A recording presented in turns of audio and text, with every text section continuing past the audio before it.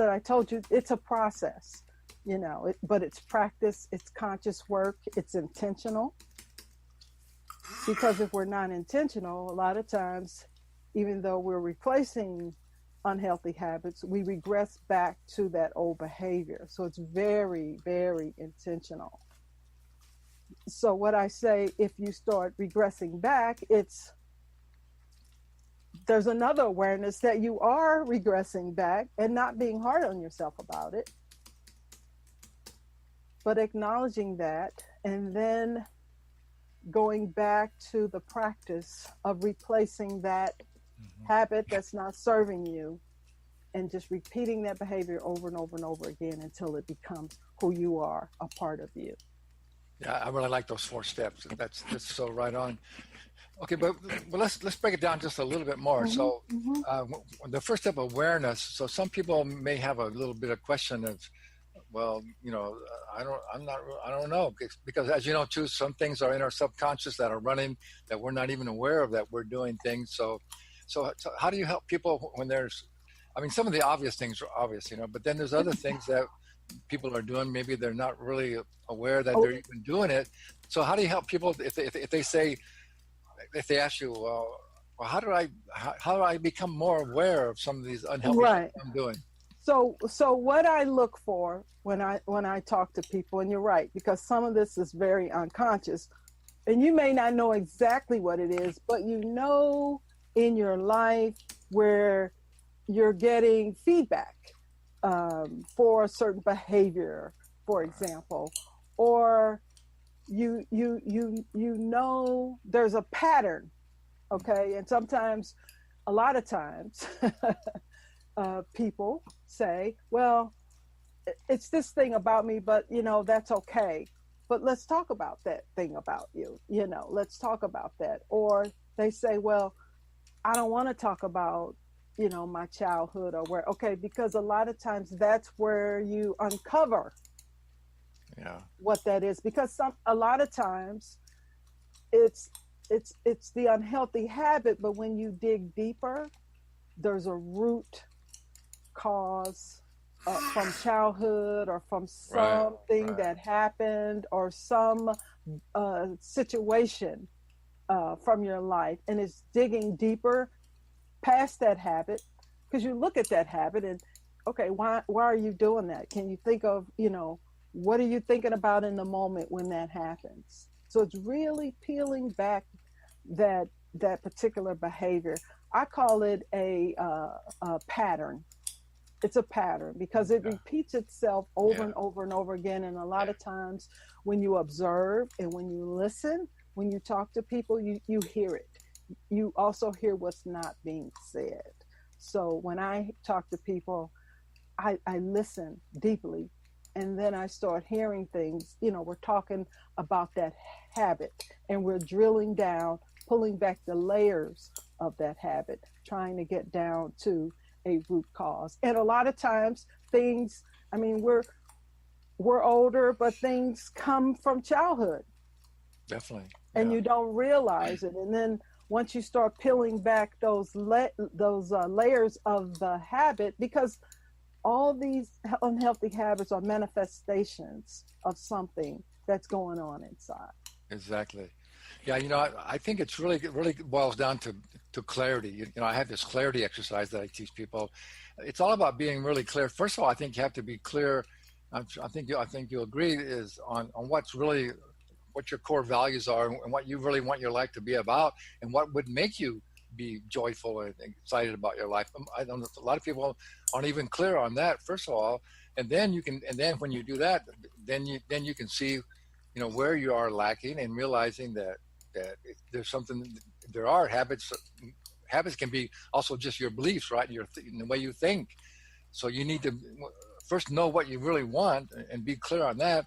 And then you can see, what areas that you really need to work on. And then you can become, like you say, like you do, be introspective or get some help, get some counseling like you do with somebody that can really break it down and see, what's the root cause of these unhealthy habits that you're doing.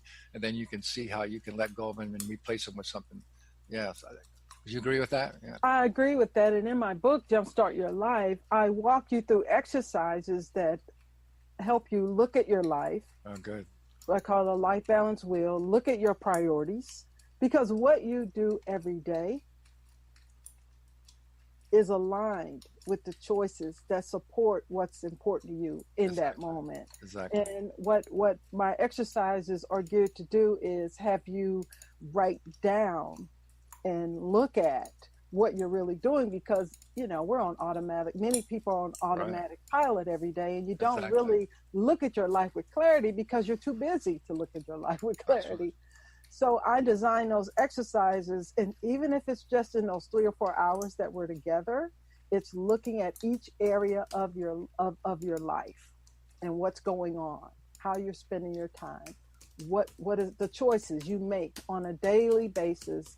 Exactly. And what I tell people is the choices that you're making every day, they either support what you want or they just support everything else that's going on in your life. So I just help people to reel themselves in and focus on streamline their life to work on what's really important. How do you support yourself in creating a life that you want, that you truly want, not everybody else. Exactly. That you want. Well said. Well said. Yeah, that's exactly right. I have this saying that I think one of the big reasons these days, how we got somehow into this big rush society, and everybody's rushing around trying to accomplish so much, and with all this technology, it's just great. But then, we go to extremes, and people are just rushing around, always so busy. And I think so many people are too tired and too distracted to actually sit back and really look at their life and see what's going on. And I find this all the time as well. So you're doing some really great work. So if someone needs to work with you and get a hold of you, do you do phone consultations? People can work with you on the phone? I do phone consultations. I work with Skype and Zoom, and it doesn't matter where you are in the world. I work with people all over the world. That's really say yeah. I help people no matter where they are in the world. So help them to focus and give them inner tools and strategies, because it's not about the latest gadget. It's about helping people to uncover what's inside of them to support them most in their lives. Yeah, that's so important. And I always want to say this to let people know, that coaching is now really well known, that it's the surest and most effective and fastest way to achieve your goals, So it's so helpful to get a coach. I mean, all these things sound simple and, you can do it, but sometimes, people can't do it by your own, but if you get a coach, it's going to help you. It's going to just help you to really, first of all, be on the right track, and then you'll get your results a lot quicker. So if you want to work with Diane, I just go to her website, Diane, just DIANE, Randall, RANDALL consults.com, and then I'm sure she'll give you a little consultation and fix you up and see how you guys can work together, right? Yeah. One last thing before, I want to talk a little bit about spiritual psychology. I'm intrigued about that terminology, what that is. I just want to say one thing about your 4 steps, and then I think it's the third step is where you need to become competent. You need to learn what you need to know. And I just want to make this emphasize to people: there's absolutely no excuse these days to not learn anything, right? I mean, anything you want to learn, you just Google it, right? Yep. There's so many books, there's online courses, there's coaching, any subject, anything you want to learn, there's no excuse for not easily being able to learn it, and you can learn it from home. I mean, it's still better to interact with, with a coach or something, but so there's absolutely no excuse for not, because you can't use that as an excuse. Well, I don't know what to do about this. I don't know. That's not a good excuse, right? And the main thing I say, and everything I teach is what I've done myself. And that's what makes me unique. I've walked the talk. Yeah. All the things that I've learned and what I teach, I've learned from teachers, or I've learned through my experiences. So yes, you're right. Everything's on the internet, but when you're stuck, that's when you reach out. When you can't, you're stuck you get some help. And there's nothing wrong with asking for help. Not at all. Not at all. That's the whole purpose of all of us being here. I think we tend to forget that the old saying, "No man's an island." That's very Yeah. true. I mean, just think if you didn't have help from all kinds of other people in every aspect of your life, we couldn't survive. I mean, look at we're always getting help all the time. Yes. So, Yes. so that's what we're here for, to help each other. Yes, it is. Yes. So yeah. So tell us, what's your definition of spiritual psychology? Well, my definition is, and what the definition is, it's to answer questions. Who am I? Why am I here? And what am I supposed to do? Right.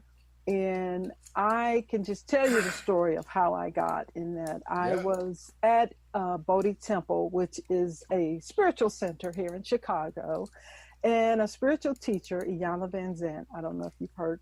I have.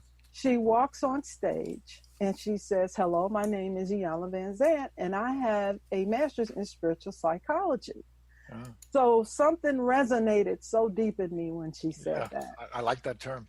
So I went home and I Googled spiritual psychology, Iyanla Vanzant, and this school comes up, University of Santa Monica.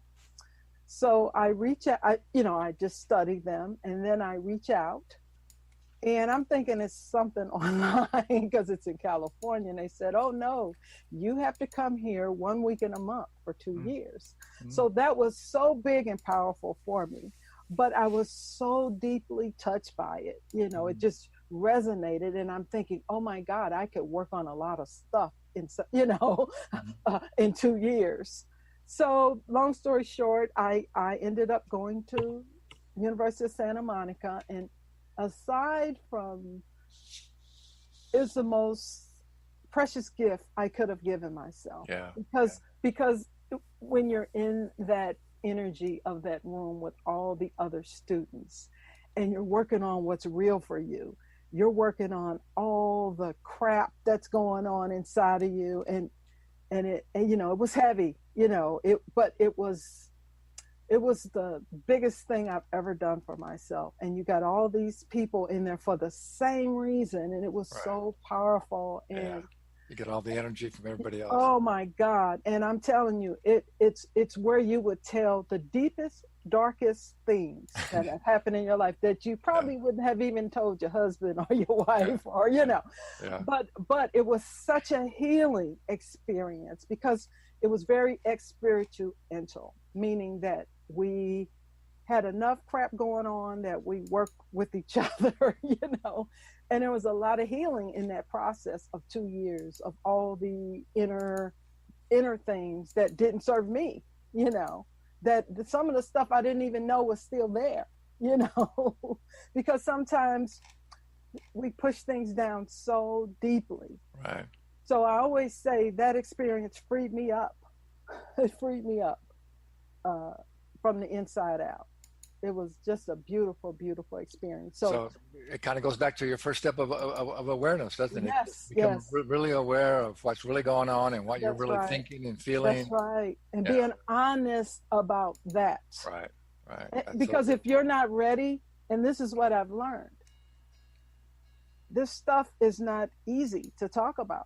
Some of the experiences that we may have had, some of it's not easy, but the only way to heal that and the only way to change your habits and behavior is to get honest about what happened. Right. Walk through it. Because guess what? That pain will reside if you walk through it. And go on the other side is happiness. And I say freedom's on the other side because you're lighter. It lightens you up, frees you up. It's all about, there's only two really basic emotions. There's love and there's fear, right? It all comes down to that. And fear, everything else is in the middle. That's right. And fear really, when you just face up to your fears and face up to it, it diminishes, right? It goes away. It diminishes.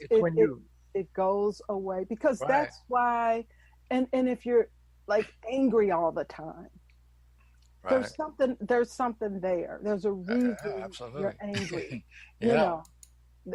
And there's a reason you're afraid. And in my book, Jumpstart Your Life, I say, if you're afraid, it's okay. There's two kinds of fears. There's that small self fears, and then there's that higher self fear That small self fear says, what are you doing? You don't deserve this. You know, you're not good enough for this. But the higher self says, oh, yes,